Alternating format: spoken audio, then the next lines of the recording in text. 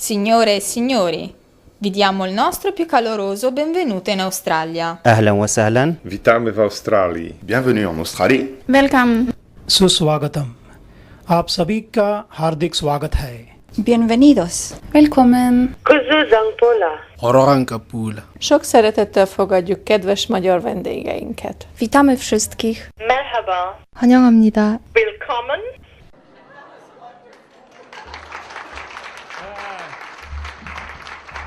G'day, mate. G'day and welcome. That's Australian, well, of course.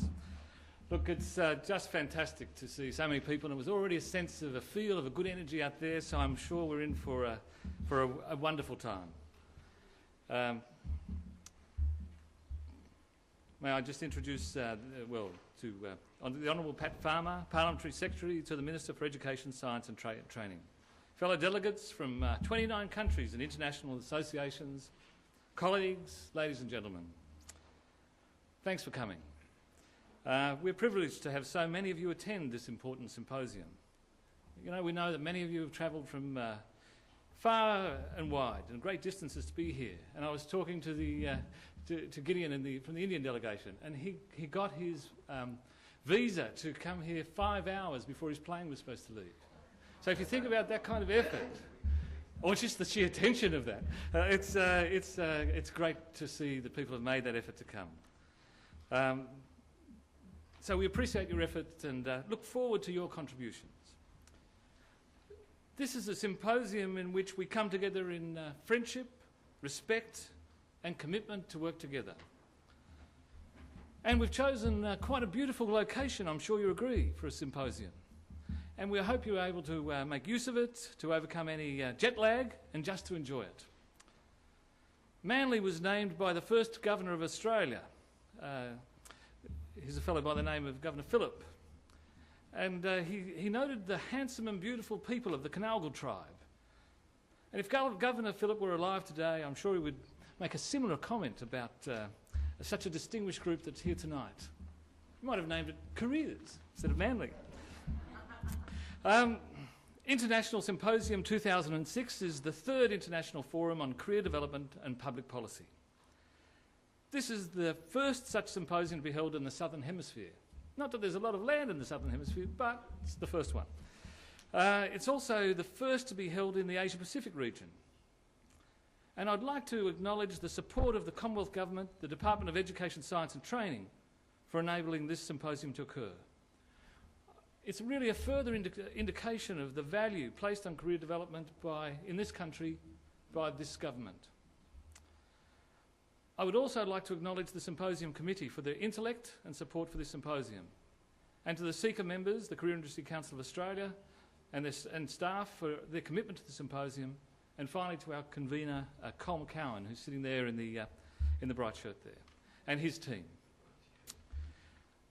In welcoming you today, may I also seek your commitment to the task of meeting as many of the other delegates as possible. And I could see from out there and the volume of the voice that we are interested in meeting each other, finding out what each of us are doing, what we want to do, how can we do it better. So it's quite important. And the contacts that you make and the informal sharing that you might demonstrate, I think what we start to learn is the talent is in this room.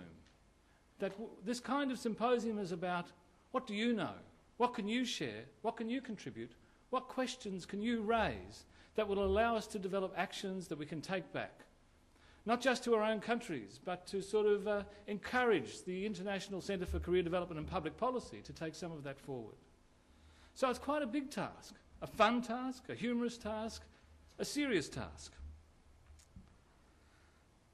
For our part, our purpose is to examine the application of career development services to the creation of effective workforce development strategies. If you look at the icons in Sydney Harbour, Sydney Harbour Bridge, that's back in 1932. So if you've come across the bridge today by taxi, you would have noticed, it's an easy sort of drive. But you imagine back then, when trying to connect two parts from one side to another. And that's not exactly like that in this but connecting career development and workforce development is certainly a big challenge for us, but something that we need to do and do well. So that we end up with a full bridge, in which people not just go along it, but like Deirdre Hughes' husband, go over the top of it and pay $165 for that privilege. Okay. There are other icons. The Sydney Opera House would never have been built without the vision of Danish architect Jan Utzon. Now too frail to visit, he said recently he didn't have to visit the Opera House. He could picture every part of it. And over the past few years there have been several people, many of whom are in this room tonight, who like Utzon have been able to picture a strong and dynamic role for career development and public policy. One of them is Lynn Bezanson, who is Executive Director of the Canadian Career Development Foundation and a passionate advocate for quality career development services. And I might ask her to come forward and just provide a background on the history of the symposia looking at career development and public policy. Thanks, Lynn.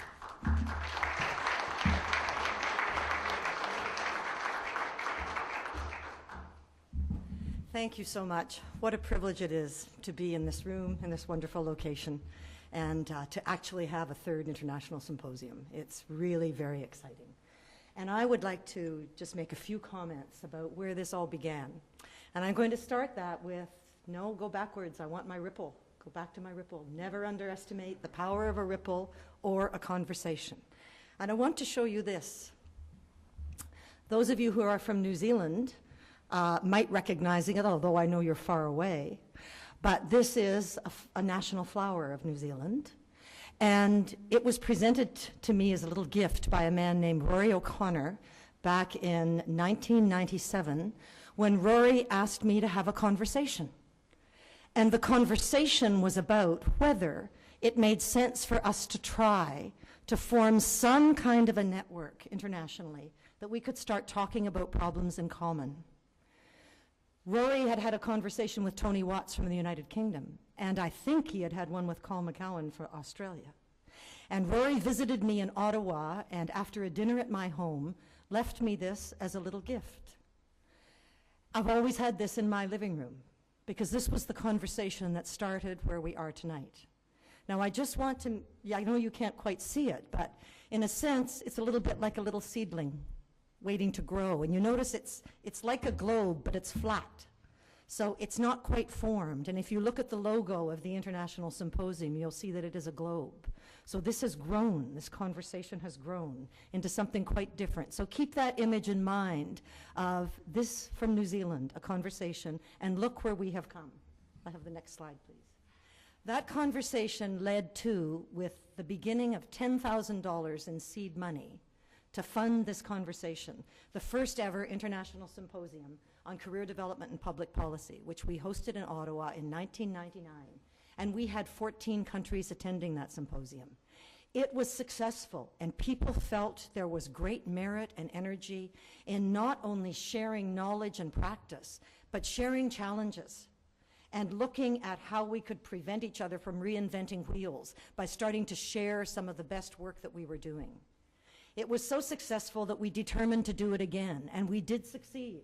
And there was a second international symposium, and notice how it grows in 2001 with 17 countries, and all of a sudden the interest of 5 multinational partners, including the OECD and the ILO and the World Bank. That led in turn to, or almost simultaneously with, the OECD International Review of Career Guidance Policies, the first time ever that the OECD had put career development high on its policy agenda. That originally was a review in 14 countries that culminated again in Canada in an international conference that was called Bridging the Gap, that reported on that study, and 23 countries attended. Can you see the expansion? We just kept getting bigger and bigger and bigger and starting to have more and more influence. Keep going, please. As all of you know, that OECD study was considered significant enough that other countries, emerging economies coming into the EU, members of ETF, CEDAFOP, and all countries in the EU participated, a total of 37 countries. So we now have the largest international database on career development that's ever existed in our history, which is pretty amazing from a little conversation. And you have a report, and you actually have that in your package, the whole report of the OECD on Bridging the Gap. And a publication called A Handbook for Policymakers. And can you imagine, this is actually the OECD's bestseller. A bestseller on career development policy. Who would have imagined that from this seedling? Who would have? And in addition, at the OECD, at the conference where we announced the results of the OECD study, I always get this name right, John, so I won't say it. I know it rotates every 6 months, but whoever was currently in charge announced that this initiative was so important that he would be willing to support the beginning of an international center for career development and public policy. And I'd like now to ask John McCarthy, who is the director of that international center, say a few brief words about his vision for the center and where the seed is growing. John?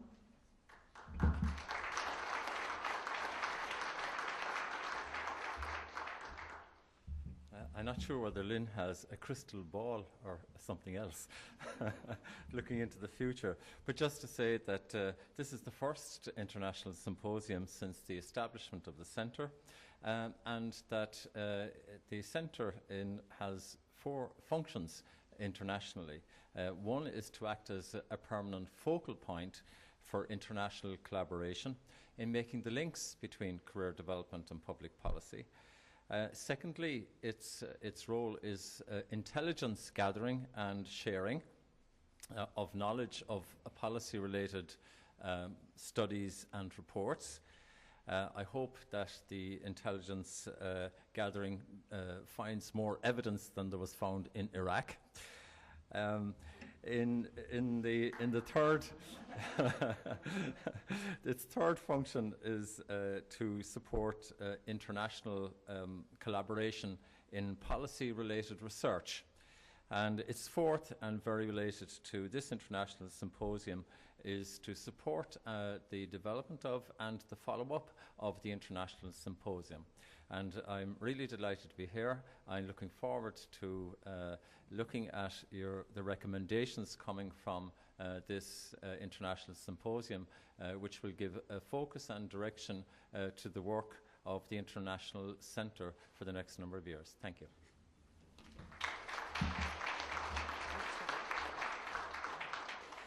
The conversation continues.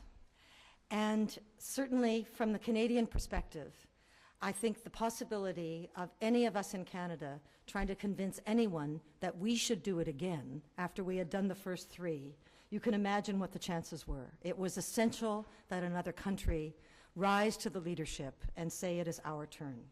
So in some ways, from Canada, which is the land of the Northern Lights, we can't tell you how thrilled we were when the land of the Southern Cross decided that you would now take the leadership, and you have now 24 plus, I think you said 29 countries, and 6 multinationals, so look from where we have come. So would you please give me the next slide, please, because we would have a little surprise for you.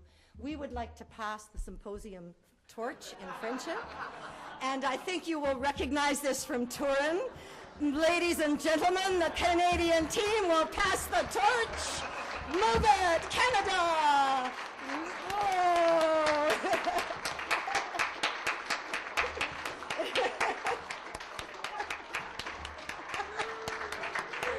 Bravo! Bravo! Thank you. Would you stay here, please? Could I ask Tony Greer, who is the head of Team Australia, to come forward and accept this torch? On behalf of Team Canada, Tony, come forward. To you, my friend, we pass the torch. Thank you very much. And could I ask you, please, to call the members of Team Australia forward, because Team Canada would like to present them with something that we hope will be considered quite special. Could they come and join you, please? Yes, please. Team Australia. I have to get down for a minute, and then I have to come back up. Stay, it's okay. I'm going to ask you to hold the torch up here with me, Tony, while I show you what we have prepared for our gift. And everybody has a bag, but this is a special bag, very special bag. It has the Canadian logo, but it also is a gift from Team Canada, Donnez forme à l'avenir en français, because we are a bilingual country, to Team Australia. And it is Sydney 2006, Shaping the Future. We hope that Team Canada and Team Australia will share these as rather treasures of a friendship and also a passing leadership. So I would like to ask the members of the Canadian team to please present a bag to all members of the Australia team. And I present this to you, Tony. Please enjoy it.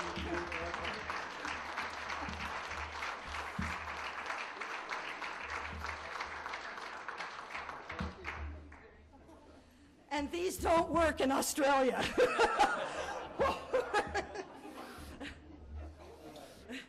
Okay. Now you have to keep that on at the symposium. All right. All right. Oh, I'll put the flower on. Look, thanks very much, Lynn. Thanks very much, Team Canada. It's a... that was brilliant.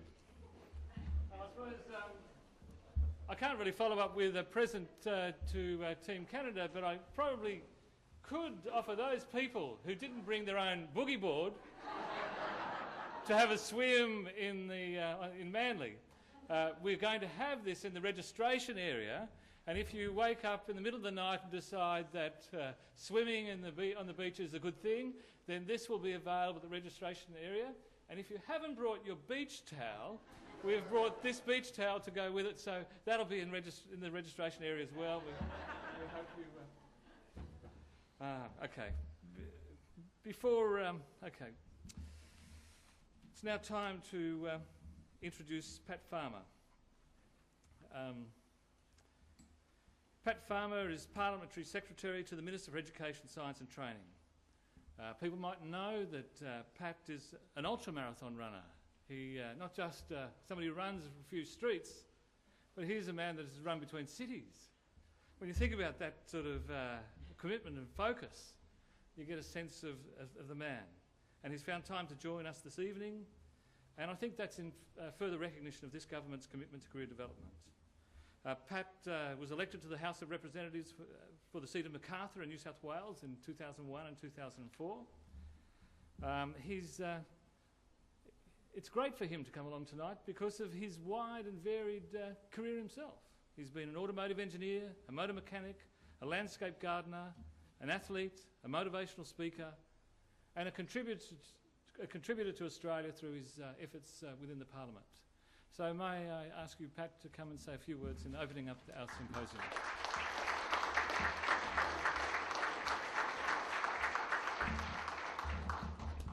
Ladies and gentlemen, can I first of all say what a great pleasure it is for me to be here to be representing the Minister for Education, the Honourable Julie Bishop. Many of you may or may not know of my past boss, of course, Brendan Nelson, who did a magnificent job in trying to rekindle and keep the flame alive over a number of years so that we could get to the stage where we are right here and now in relation to careers and this symposium in particular. But can I say that that, together with me being along here tonight, should show each and every one of you a very, very strong commitment from the Australian government to this symposium and to the need of this symposium internationally. Can I say to you, Lynn, I know that there's people here in this room from many different parts of the world, 29 different countries and organisations here in the room tonight. You've travelled many, literally thousands of kilometres or miles to be here to this point in time. It was mentioned earlier on by Peter that I was an ultramarathon runner or a long-distance runner before I came on into this political career. I'll never forget one night when I was out doing my training. I was doing some training for a particularly grueling event. It was the run across America from California to New York, Huntington Beach to New York, Central Park, New York, distance of 4,719 kilometres. And I was out training with a couple of good friends of mine. And I remember one of them in particular was a psychologist, and it's amazing the sorts of people that you run with, the sorts of people that will go out there and run many hundreds of kilometres over the course of a weekend just to help you to get your training in. and I was out there, and I remember it was through the Easter break around this time of the year, and we were travelling in the country areas of New South Wales, and it got quite cold. And so I reached into my backpack and I pulled out this beanie. And a beanie's like a tea cosy, but very similar to the article that Lynn had on her head a little while ago. And Maury Taylor, the psychologist, turned across to me and he said, "Pat, it's amazing how much your IQ drops as soon as you put one of those things on your head." And I'm sorry. I'm sorry, Lynn, but I couldn't help but think of that when you had me. I'm sitting there in a chair and thinking, what an incredibly motivating person this is, and how tremendous all of this is, and yeah, we're signing up for whatever we have to as far as the government's concerned and these symposiums are concerned and international relations are concerned. As soon as you put the beanie on your head and you pulled out the ties, I thought, hang on a minute, where are we?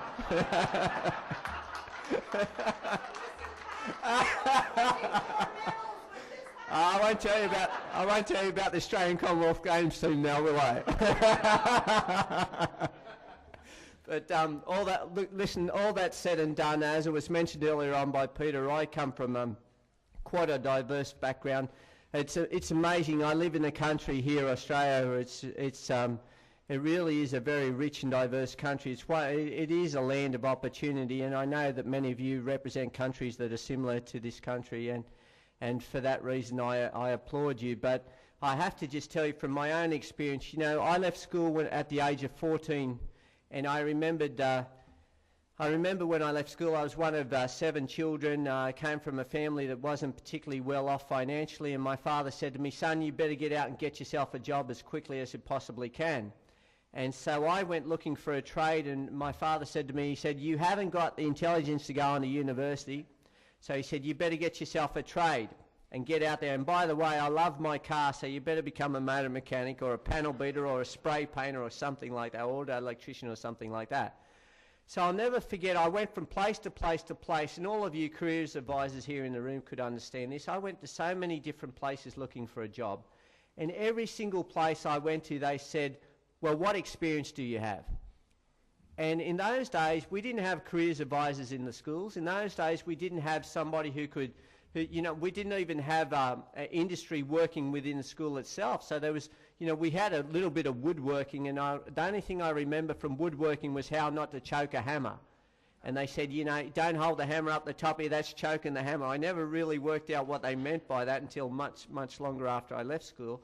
But I'll never forget, we didn't have anything like that. So I went to so many places, and everywhere I went, they said, "What experience do you have?" And I said, "Well, I'm sorry, I've just left school, and they said, "Sorry, we're looking for someone with experience." And this happened from place to place to place to place, every single place I went to. And then in the end, I got smart, and I made up my mind that I didn't want a job any longer. What I wanted was experience. So the next place I went to, I went to go to talk to this guy about getting a job as a motor mechanic. It was at a taxi base. And I went along to there, and before I could open my mouth, this guy came out to me, this elderly chap came out to me, and he said, "You looking for a job? You looking for a traineeship? You after an apprenticeship? Because if you are, and if you have, we've got none."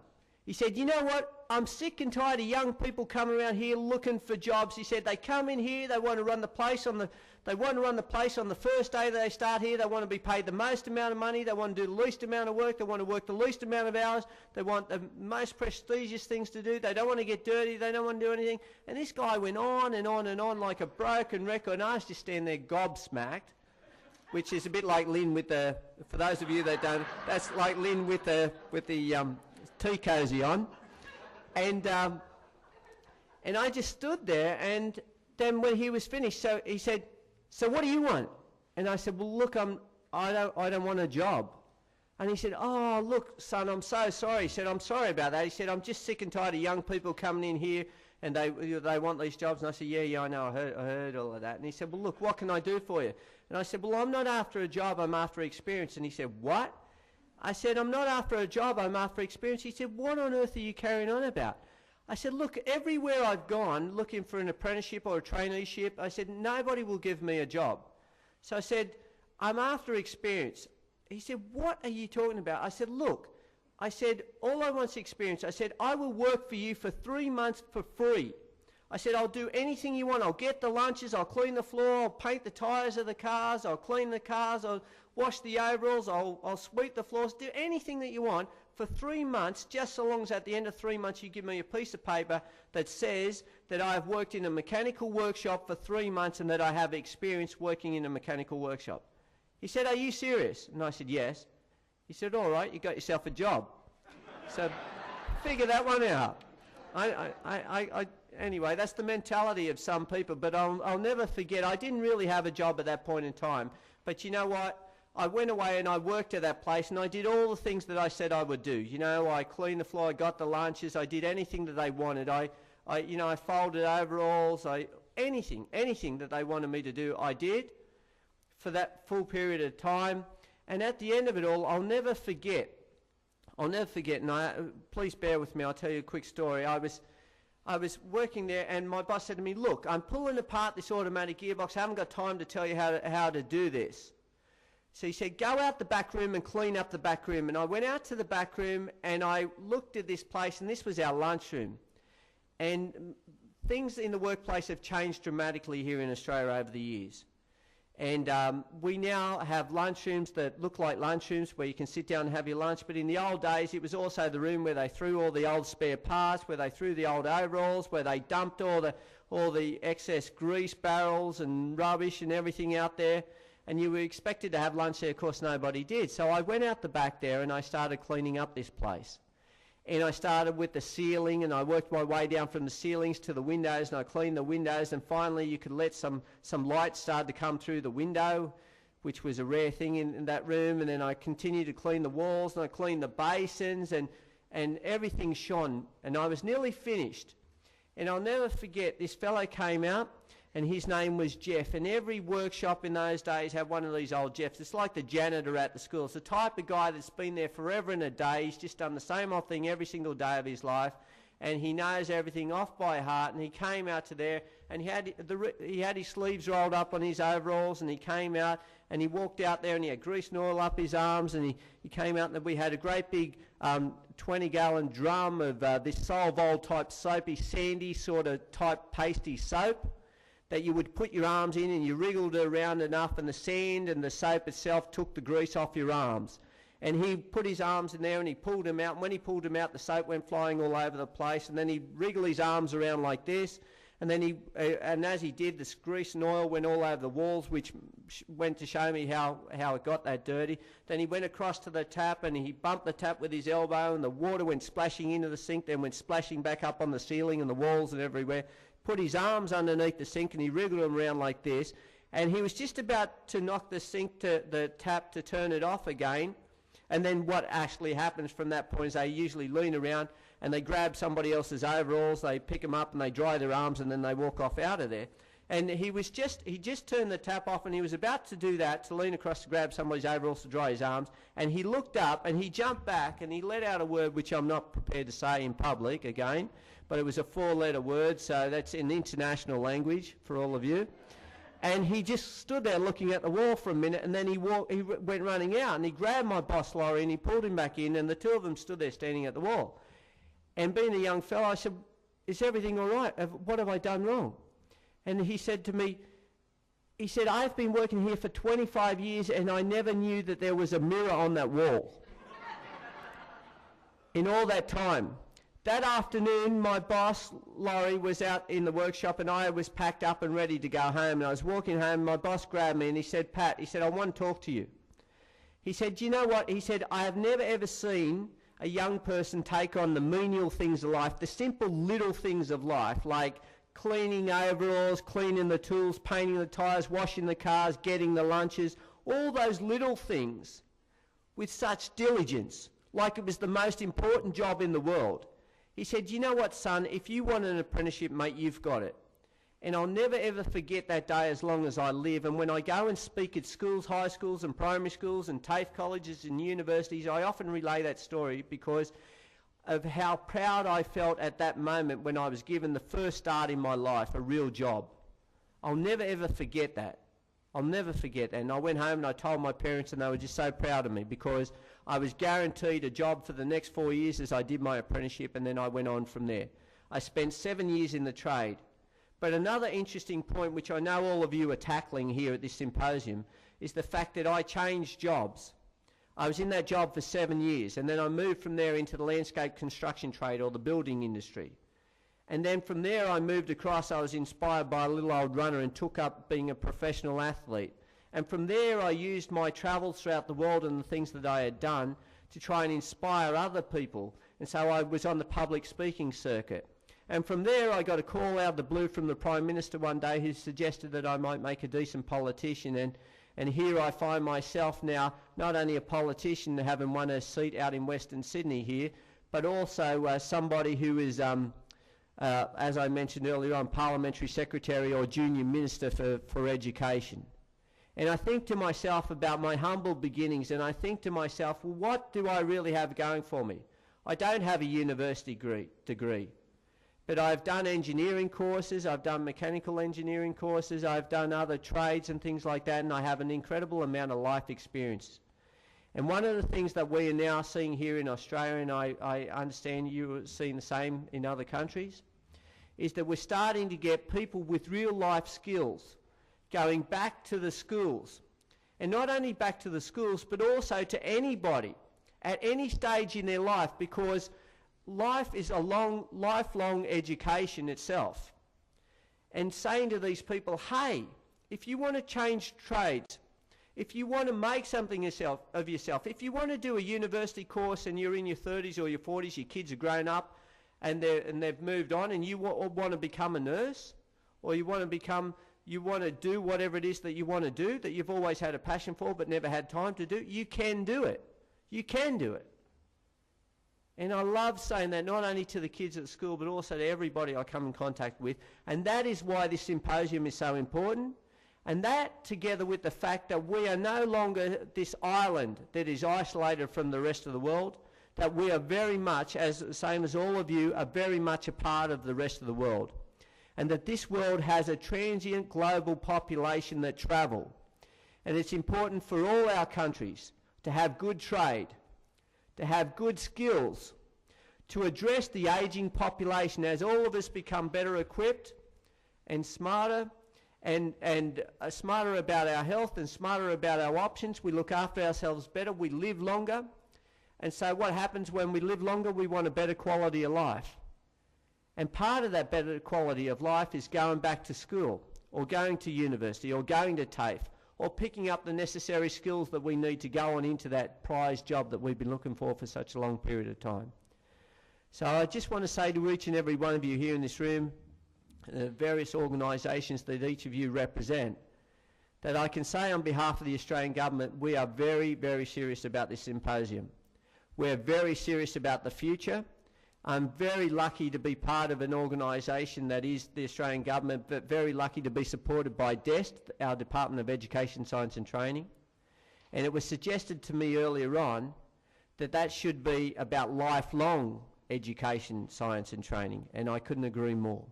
I could not agree more, because just as I've changed professions over a number of years, a number of times, so too have many other people. And I would be a silly politician, I hope this is not being filmed, a silly politician indeed, to think to myself that I might be in politics for the rest of my life. So it's important for all of us to upskill ourselves so that we can provide a future for ourselves and indeed the influence for future generations. Having said all of that, can I officially open this symposium and congratulate each and every one of you on making the journey to here, to Manly and to Australia. Thank you.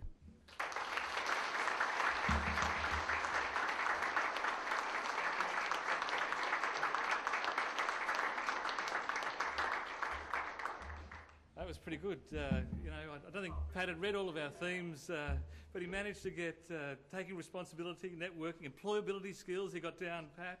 He related that to human capital development. He got in lifelong education. He got in what you should do as a young person. He's talked about better quality. And he's talked about next steps, which is what we're going to do on Monday in terms of developing action planning. So thanks very much, Pat. I think you've... And there's a number of people who want to hire you. I mean, the thing that worried me is that we're...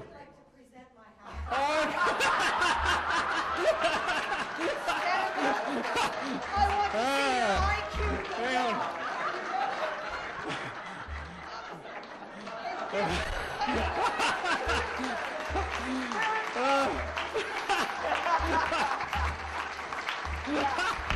Now, I don't want to raise the comments you made. I don't want to raise the comments that you made about people who wear hats like that. But I mean, the thing that bothered me is that when Pat said that he ran 4,600 kilometres, I've been wearing a pedometer for the last few days, and I realised that yesterday I'd barely done 4,600 steps. I was thinking, gee, I've done pretty well, good exercise. Okay, look, thanks again, Pat, that was terrific. Thanks for the show of support from this government, and we deeply appreciate it. Well, I guess just a couple of things. We don't want to take tonight too seriously. I know hats are serious things and boogie boards are serious things, but we need to sort of keep reminding ourselves of our purpose, which is that. We hope that through our the combination of discussion and through the program that we've put in place, that we'll get to a number of outcomes with your help. That we'll develop a communique with a set of recommendations for different stakeholders. That we might move toward an international action plan, including the related to the International Centre for Career Development and Public Policy and future symposia.